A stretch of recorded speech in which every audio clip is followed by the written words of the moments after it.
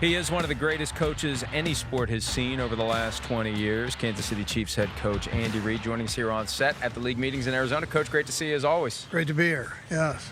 So, look, we love your team. We love your quarterback.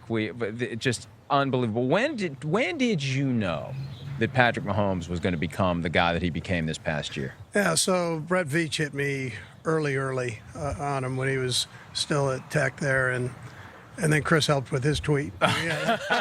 So between those two, I felt pretty confident that we had a player that was good. And then I had a chance to look at him and talk to him. And all you need is 5 minutes with a kid, and you know what he's about. Right. He's solid. And then he comes on board, and he does everything you ask him to do. He doesn't try to trump Alex Smith. Right. And that can be sticky, you know how that goes. Right. Alex was phenomenal with him. I mean, he owes Alex the world there, just on how both of them handled each other, but the things that Alex taught him about being a pro. Yep. And then he put that into use. We had a chance, kind of a dress rehearsal when he played Denver, not knowing that. 17. Not knowing that we were going to lose Alex the next year, but he steps in and does a heck of a job for us against their defense. I mean, It wasn't like they weren't playing their guys. Right.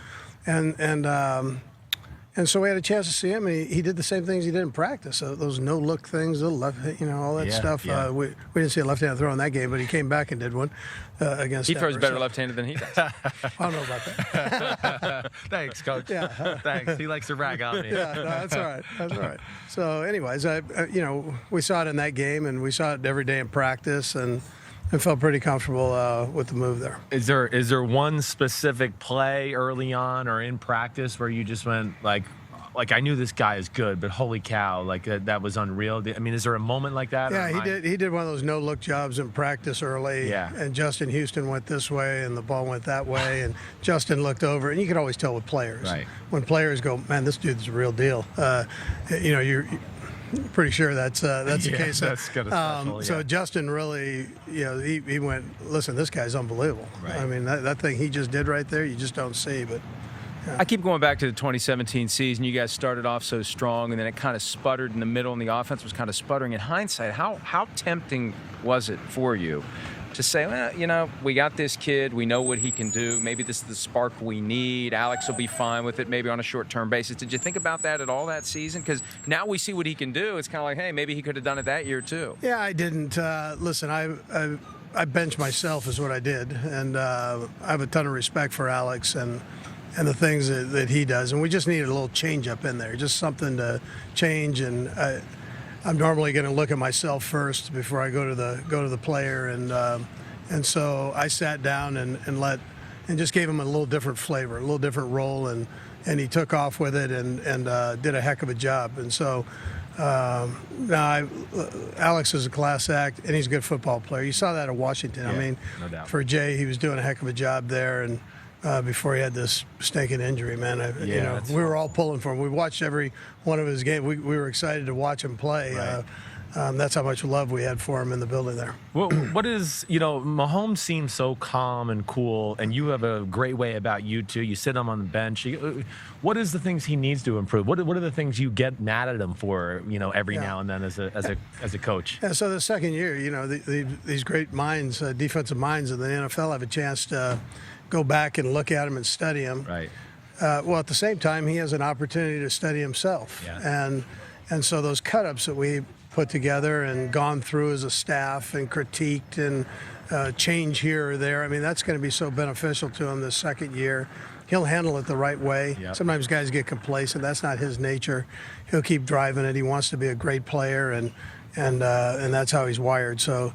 But that'll be the challenge this offseason. And he's got little things. I mean, there are things Sure. you're always working on feet. I mean, that's a continuous thing. That's like being a farmer, right? The Yep. work's never done there, man. You're going to keep working that ultimate platform to throw from. And so no matter who's chasing or how you have to move off a three technique, whatever it might be. So he's great with all that stuff at working it, and he'll continue to do that. You've got the play design, you've got the things you want your quarterback to do. At what point do you accept, you know what, Just let him do whatever it is that he does because he's getting results. Even if I look at it on film and say that's probably not the best way to make it happen, he still makes it happen. Yeah, sure. I learned that with Brett.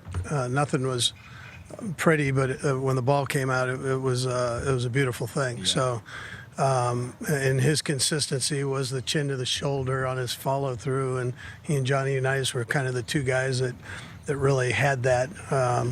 But Brett was all over the place with his feet and arm angles and everything else. But when the follow through came, it was kind of the same. A little bit like Arnold Palmer, Jack Nicklaus, Tiger Woods. You look at those guys, the backswing's different, but when the club head hits, it's perfect. It's perfect. Yeah, it kind of gets to the same point. So with the quarterback, I don't care about all that stuff. I mean, I don't care how it looks. I'm not trying to change all I'm not trying to change his game. I mean, that's why we brought him there. We saw what we saw at Texas Tech, the same thing you guys saw. So you leave that alone, and then if there's a problem, you get enough reps with them. If there's a problem, let's fix that problem. Right. Let's go in and kind of sort it out and see what we can do with a couple extra reps and maybe a tweak here or there. You brought up Brett. I was going to go there because, I mean, how much was your experience seeing Brett and that special arm, maybe give you an eye for that kind of specialness? And what other similarities or, just the things that they're alike in? Well, listen, I've been blessed with great quarterback. I mean, Donovan was amazing. Same deal. So he was a guy that moved around, and they all put their own personalities to it, and that's the fun part of it. So he's similar to Brett, that he does some crazy things. I mean, I've seen Brett throw left-handed. I've seen him do no-look throws. I mean, we've seen it all from over the years. So he does all that same stuff. It just comes natural to him. I mean, it's like they're playing in the backyard, and that's what makes them unique. And they have great vision. Their peripheral vision's phenomenal.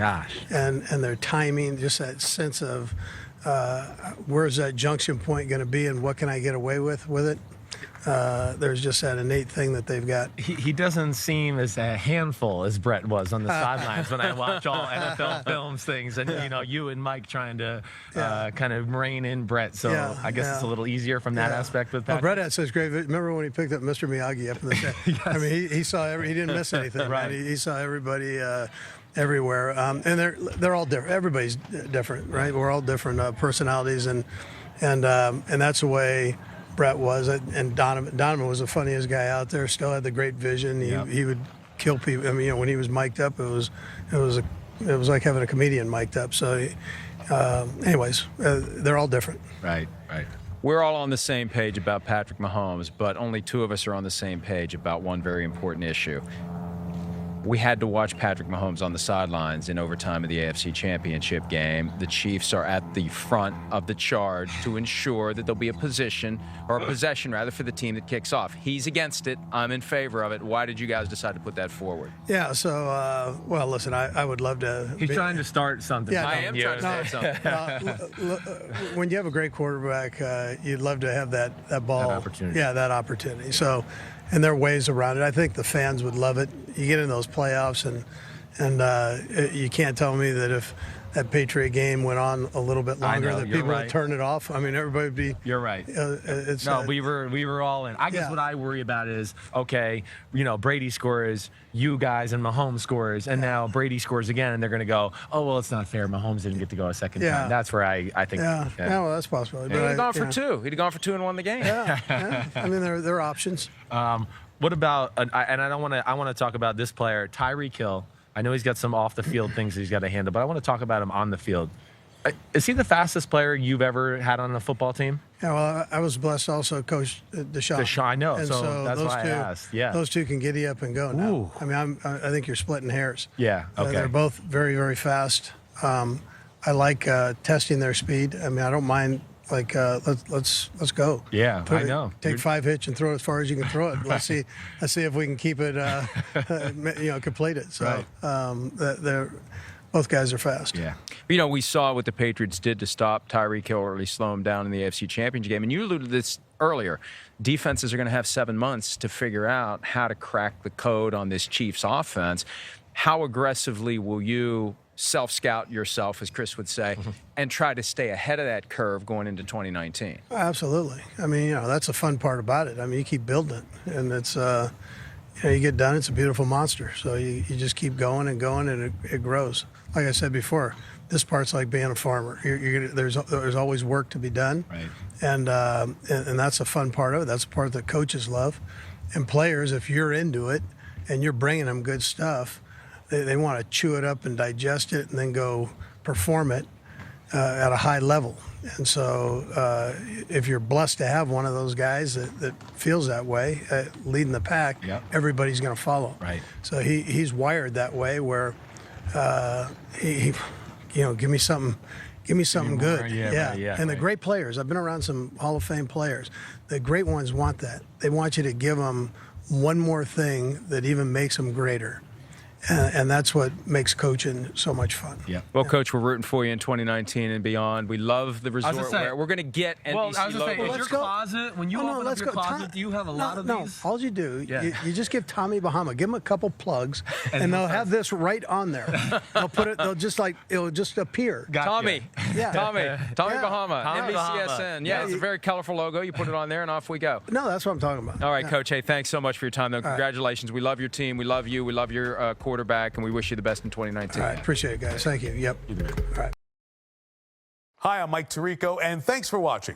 Make sure to hit subscribe for the latest news and highlights from NBC Sports.